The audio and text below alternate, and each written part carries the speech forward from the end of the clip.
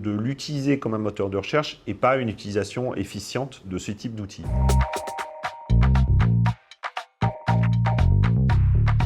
Le premier usage que les gens font d'un chatbot IA, c'est-à-dire qu'ils l'utilisent comme un moteur de recherche.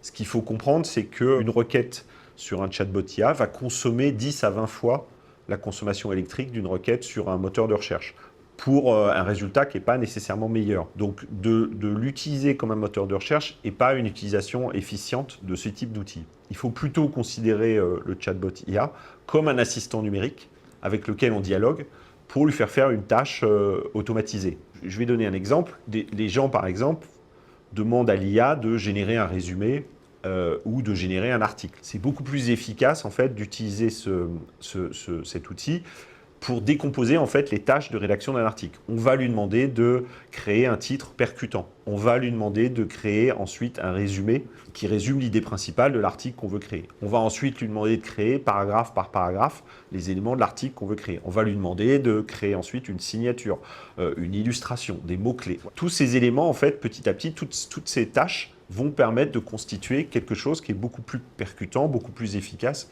que le simple fait de lui demander de générer automatiquement un article.